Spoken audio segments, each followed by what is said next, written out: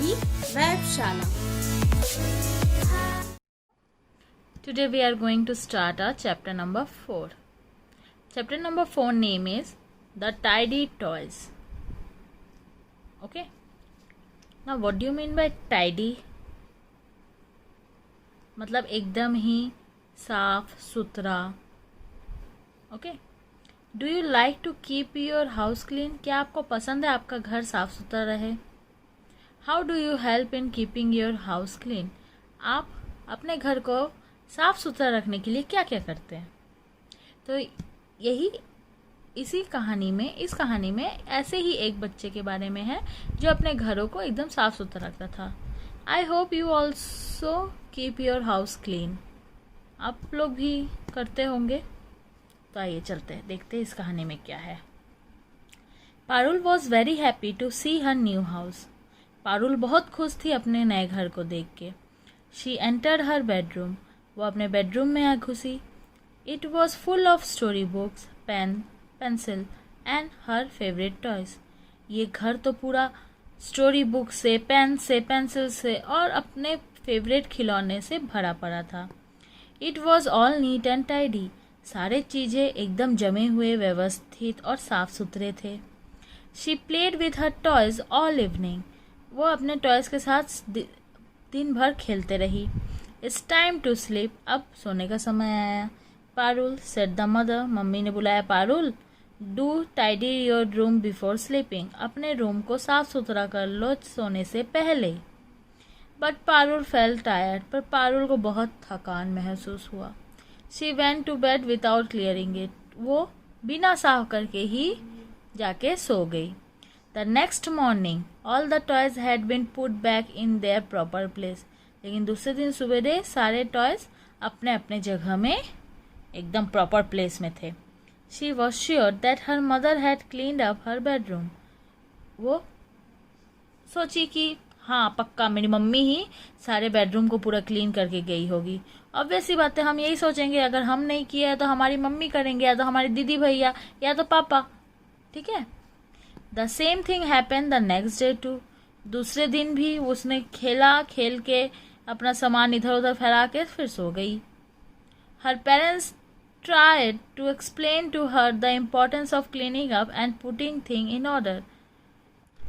तो उसके पेरेंट्स भी कई बार कोशिश किए कि उसको इम्पोर्टेंस बताए कि घर को साफ रखना कितना ज़्यादा ज़रूरी है. But Parul did not obey. पर पारुल सुनती ही नहीं थी. One afternoon, Parul came back from school. She went to pick up a doll.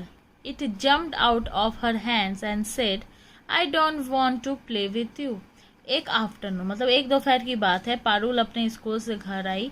वो सीधा डॉल की तरफ बढ़ी. वो डॉल उसके हाथ से जम हो गई, मतलब भग गई और बोली, मैं तुम्हारे साथ नहीं खेलूंगी. I don't want to play with you. Parul was very surprised. Parul एकदम चौंक गई. अरे ये क्या? The same thing happened with every toy she touched. और ऐसा वो जो भी खिलौने को पकड़ने जाती वो खिलौने उसके हाथ से फिसल जाता. Finally an old teddy bear said to her. Finally एक बूढ़ा टेडी बियर मतलब बहुत पुराना टेडी बियर उससे कहा, Are you surprised that we don't want to play with you? क्या तुम चौंक गए कि हम तुम्हारे साथ खेलना पसंद नहीं करते? You always leave us so far away from our proper place. तुम हमेशा हमें अपने जगह से दूर भेज के रख देते हो. The place where we feel most comfortable and happy. उस जगह से दूर रखते हो जहाँ पे हमको बहुत अच्छा लगता है रहना. Parul gasped in wonder. Gasped मतलब open the mouth मतलब ये क्या है. Wonder मतलब अचंभित हो गए, समझ में ही नहीं आया क्या हो रहा है ये. Do you have any idea how difficult it is for the books to climb back up to their shelves? क्या तुमको कोई आइडिया है कि बुक्स को कितनी मेहनत करनी पड़ती है अपने कबर्ड में जाने के लिए? और for the pens to jump into their holders. और जो पेन्स होते हैं उसको अपने अपने पेन स्टैंड में जाने में कितनी दिक्कत होती है. Said the story book. Story book ने कहा, The cold floor is very uncomfortable. आप मुझे ज़मीन में फेंक के रख देते हो, लेकिन ज़मीन इतना ठंडा है कि हमको बहुत ठंडी लगती है, हमारे लिए बहुत अनकम्फर्टेबल प्लेस है वो। We won't play with you any more until you promise to leave us in our little houses before you go off to bed, a pencil said. Pencil ने कहा, फिर हम तब तक तुम्हारे साथ नहीं खेलेंगे जब तक तुम हमको ये प्रॉमिस नहीं करती कि तुम्हारे सोने से पहले तुम हमको हमारे जगह में रखोगी।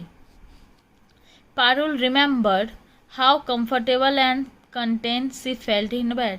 पारुल को अब याद आया, हाँ बात तो सही है, क्योंकि उसको उसके बिस्तर में बहुत कंफर्टेबल फील होता है, तो उसको जैसे अपने बिस्तर में ही कंफर्टेबल फील होता है, वैसे टॉयज को भी तो अपने जगह में ही कंफर्टेबल फील होगा। She also remembered the discomfort she felt when she had once slept in chair. उसको ये भी याद है कि जब उसको एक दिन चेयर में सोना पड़ गया था तो उसको कितना डिस्कम्फर्ट हुआ था, मतलब सो ही नहीं पा रही थी, बहुत दिक्कत हुआ था। तो अब she realized that she had treated her toys very badly. उसने रियलाइज़ किया कि उसने अपने जो टॉयज़ है उसको बहुत ही गंदे तरीके से ट्रीट किया है। I am sorry for my bad behaviour, cried Parul. Parul रोने लगी और बोली, आई एम सॉरी मेरे गंदे बिहेवियर के लिए। और तब से from that day Parul always kept her toys nicely in their special places before she went to bed. और तब से लेके आज तक पारुल हमेशा सोने से पहले अपने टॉयज़ को अपने जगह में रख के सोती थी। Her parents were very happy to see the changes in Parul. Parents भी बहुत हैप्पी थे, खुश थे इस चेंज को पारुल के अंदर देख